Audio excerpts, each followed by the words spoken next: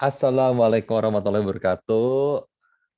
Halo teman-teman, selamat hari apa ya? Hari ini saya recordingnya hari Kamis sih. Selamat tanggal merah berarti. Selamat nonton video saya. Dan di hari ini saya akan sharing tentang digital activation. Bentar, saya share screen dulu. Nah, ini dia. Bentar ya. Saya full screen dulu biar enak. Ya, jadi di video ini saya akan sharing 7 hal dalam proses pembuatan digital activation. Yang pertama, yang perlu teman-teman kumpulkan adalah background, latar belakang dari pembuatan campaign digital activation ini. Yang kedua adalah fixing the problem. Oke. Pertama background, kedua fixing the problem. Yang ketiga adalah challenge atau tantangan. Yang keempat adalah message atau pesan yang akan disampaikan.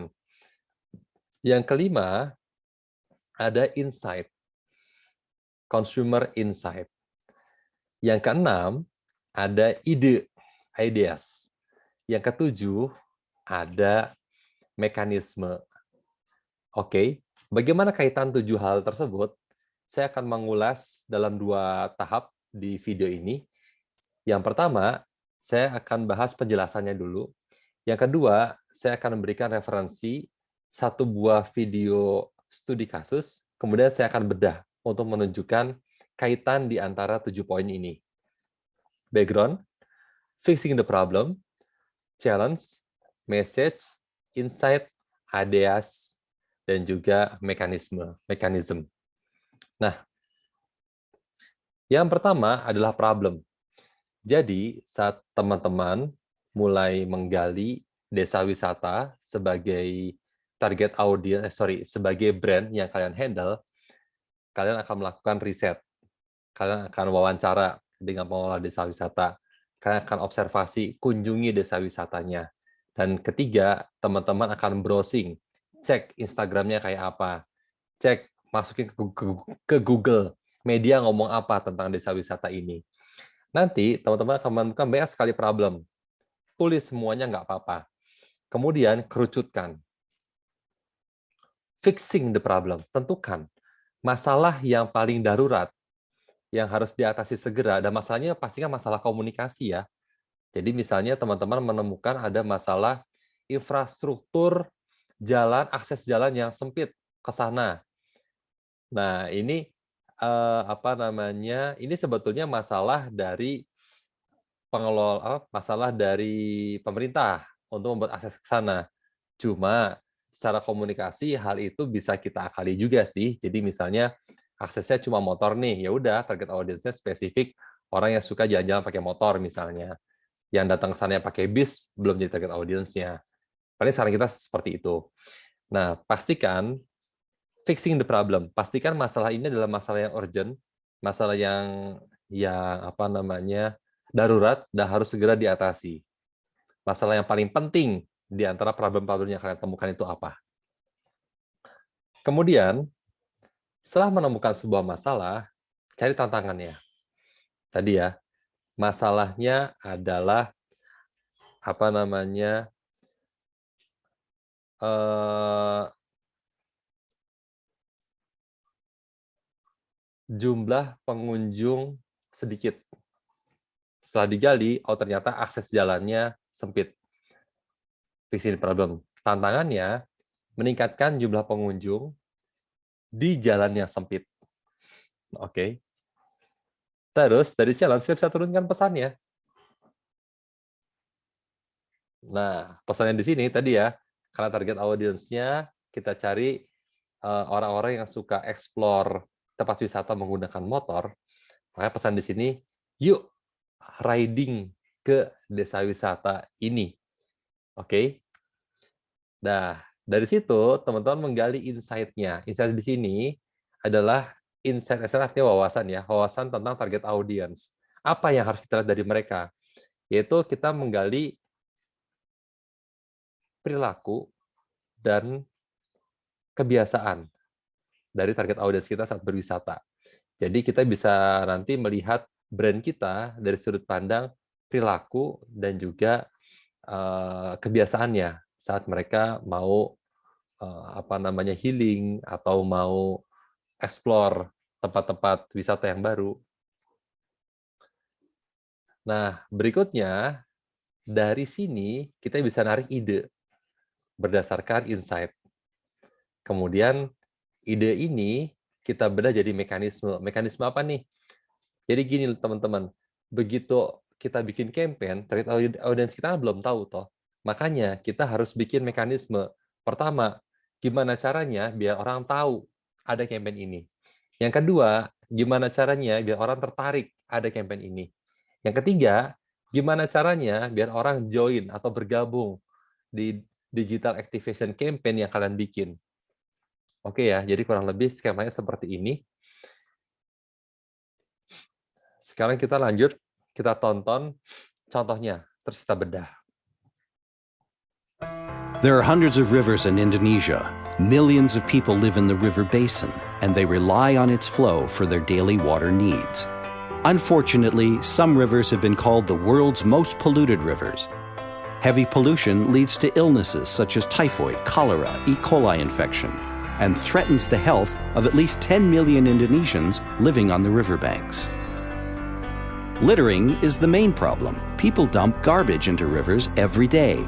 Plastic bottles, diapers, sandals, and all kinds of rubbish flooded the rivers. Clean Action wanted to raise awareness and help by cleaning up the rivers. But the number of volunteers are limited. Hence, a crowdsourcing project was carried out. Introducing PinTrash.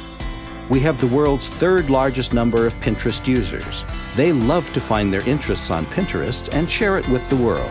Our idea, make them find and share our interest, rivers of trash. We collected trash from the rivers, shot them, and turned them into eye-catching photographs. We then flooded lots of PinTrash photos on Pinterest. Exactly how people did to our rivers. When users click on the images, a call to action message leads them to PinTrash, a site where we expose where these trash came from. To help save the rivers, we urge users to register as a volunteer in our river cleaning projects. For each completed registration, a trash photo will disappear from the site, just like cleaning up the rivers. The more volunteers we got, the more trash will be removed. The campaign caught the public's attention. The result? Thousands of PinTrash photos were shared. Number of volunteers and awareness raised significantly. With lesser trash in the rivers, the people are now healthier and happier. PinTrash, less trash, more goodness. Oke, kita bedah campaign ini. Nah, yang pertama, problem. Oke ya, atau background. Problem atau background sama. Nah, ini teman-teman. Jadi saat teman-teman nanti menggali sebuah menggali desa wisata, ini yang kalian temuin. Kalau kita lihat ya background di sini atau problemnya ya. Ada ratusan sungai di Indonesia. Jutaan orang hidup di bantaran sungai. Terus kemudian mereka memanfaatkan air di sungai sebagai sumber air bersih, sumber air utama mereka. Dan sialnya, beberapa sungai di Indonesia itu dinobatkan sebagai sungai paling terpolutan di dunia. Terus, tingkat polusi yang tinggi di air itu bisa menyebabkan beberapa penyakit loh, seperti tiroid, kolera, atau infeksi E. coli. Dan ancaman kesehatan bagi 10 juta warga Indonesia yang tinggal di bantaran sungai. Dan buang sampah sembarangan adalah masalah yang utama, di mana masyarakat membuang sampah setiap hari ke sungai. Dan di sungai kita bisa menemukan banyak hal, dari mulai botol plastik, pampers, sendal, dan segala jenis sampah itu mengapung di sungai-sungai kita. Dan aksi untuk membersihkan atau clean action membutuhkan kesadaran yang tinggi dari masyarakat untuk menolong proses pembersihan sungai. Dan masalahnya, jumlah sukarelawan untuk membersihkan sungai terbatas. Nah, ini adalah problem yang kita tentukan. Dari tadi kalau lihat masalahnya banyak ya, warga yang tinggal di bantaran sungai, warga menggunakan air sungai sebagai sumber air utama mereka, terus penyakit karena sungai yang kotor yang muncul, terus kemudian kebiasaan buang sampah sembarangan, dan jenis-jenis sampah yang kita temukan di dalam sungai. Ada 6 masalah. Dan di sini kemudian ditentukan masalahnya adalah jumlah volunteer yang sedikit. Itu adalah masalahnya. Maka kita bisa menentukan challenge, tantangan, atau target apa sih yang kita akan capai di campaign ini. Target endingnya adalah meningkatkan jumlah relawan. Kemudian dari situ kita bisa tentukan pesannya. Ayo gabung menjadi tim relawan. Oke ya, ini adalah logika yang teman-teman gunakan untuk menganalisa hasil riset, hasil data yang kalian temukan di lapangan. Oke, nah sekarang kita lanjut. Setelah teman-teman punya data, terus bagaimana kita mencari ide untuk menyampaikan pesan ini? Ini adalah tahap solution. Nah, teman-teman, yang di atas ini adalah insight. Tadi ya, insight adalah perilaku atau kebiasaan dari target audience. Kita menemukan kebiasaan target audience adalah suka berbagi hal yang dia sukai, interest, dan share ke seluruh dunia. Itu makanya Indonesia tercatat sebagai negara dengan pengguna Pinterest terbesar ketiga di dunia. Nah, dari insight ini kita coba gunakan untuk menyampaikan pesan kita tadi, mengajak orang-orang untuk menjadi volunteer. Nah, caranya, idenya ini adalah Pinterest. Idenya sederhana, membuat masyarakat ngepin sampah yang dia sukai dan sharing ke seluruh dunia. Oke ya, kita lihat bagaimana strukturnya insight diolah menjadi ide. Kita lihat insight-nya di sini, orang-orang suka, kebiasaan dari masyarakat itu suka ngepin apa yang dia suka dan share ke seluruh dunia. Oke, kita manfaatkan ini untuk menyampaikan pesan kita, ngajak orang-orang jadi volunteer. Kita otak-atik sedikit insight-nya, kita ubah, kita sesuaikan sama campaign kita. Mereka idenya sederhana, membuat mereka ngepin sampah dan share ke seluruh dunia. Ini mekanismenya dari Pinterest. Nah, tahap pertama adalah awareness. Orang-orang belum tahu kita punya campaign Pinterest. Terus apa yang harus kita lakukan? Nah, kita lihat di campaign ini. Tahap pertama adalah memotret semua sampah yang ada di sungai, kemudian posting di Pinterest. Oke. Nah, ini nih, di gambar sini kita jadi lihat, ini tampilan Pinterest. Dan nanti orang-orang jadi bisa nemu ada sampah di sini. Terus, saat kita sebagai pengguna Pinterest, klik sampah tersebut, kemudian muncul nih, ada gambar, ini ada gambar sampahnya ya, sampahnya ada cawet, terus di bawahnya ada keterangannya nih, this is exactly what people did to our river. Ini adalah hal sebenarnya yang dilakukan orang-orang ke sungai-sungai kita. Kunjungi kita untuk menemukan apa sih yang terjadi sebetulnya. Klik visit sebelah kanan. Nah, kita masuk fase yang kedua. Orang udah tahu nih, ada campaign Pinterest. Terus, oke, aku udah tahu ini sebenarnya campaign tentang apa sih. Kemudian aku visit, aku masuk ke dalamnya. Akan di-link-kan. Jadi di sini fase yang kedua, membuat target audience tertarik sama campaign yang kita bikin. Nah, orang akan digiring masuk ke sebuah website. Jadi ini website ya, bukan Pinterest lagi. Ini yang kedua adalah website, namanya Pinterest. Layout-nya juga hampir sama Pinterest.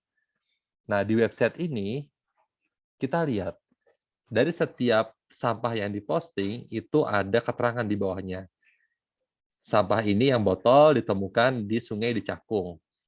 Di bawahnya ada keterangannya, buang sampah sembarangan adalah faktor utama yang membuat sampah sungai-sungai kita berpolusi. Dan polusi yang tinggi dapat menyebabkan penyakit dan ancaman kesehatan bagi 10 juta orang Indonesia. Klik di bawah ini dan lihat apa yang bisa kamu bantu.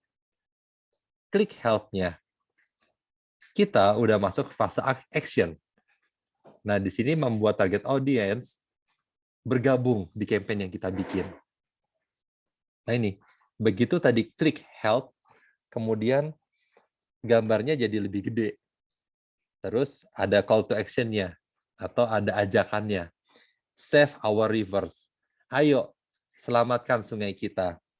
Di bawahnya ada keterangannya, jadilah volunteer di proyek pembersihan sungai milik kami. Daftar sekarang dan bantu mengurangi polusi di sungai. Klik register. Dan orang-orang akan mendaftar dengan nama dan juga email. Send. Orang sudah bergabung menjadi seorang volunteer. Oke ya, jadi mekanismenya cukup sederhana. Intinya ada 3 tahap yang harus kalian pikirin. Yang pertama, gimana bikin orang aware, sadar, tahu ada campaign yang kalian bikin. Tahap kedua, bikin orang tertarik dengan campaign yang kalian bikin. Tahap kedua ini biasanya berikan fakta bagi mereka. Dan pastikan fakta itu dekat sama dia. Yang ketiga, ajak mereka untuk bergabung sama campaign yang kalian bikin. Oke? Jadi, itu tadi rangkaian video dari saya. Sekali lagi, jangan lupa ada 7 tahapan, background atau problem, kemudian tentukan masalahnya, fixing the problem, setelah itu tentukan challenge-nya atau target dari campaign kalian mau bikin apa, mau menyelesaikan apa, kemudian tentukan message-nya, tentukan pesannya yang akan disampaikan ke target audience untuk menyelesaikan masalah ini, kemudian perhatikan insight, gali kebiasaan, juga perilaku dari target audience. Nah, kemudian ide muncul dari ngotak-ngatik insight tadi. Setelah itu, tentukan mekanismenya. Di mekanisme ini ada 3 fase. Yang pertama, bikin orang jadi aware sama campaign yang kalian bikin. Kedua, bikin orang jadi tertarik sama campaign yang kalian bikin. Dan ketiga, bikin orang join atau bergabung ke campaign yang kalian bikin. Oke, terima kasih banyak. Sampai jumpa di video selanjutnya. Wassalamualaikum warahmatullahi wabarakatuh.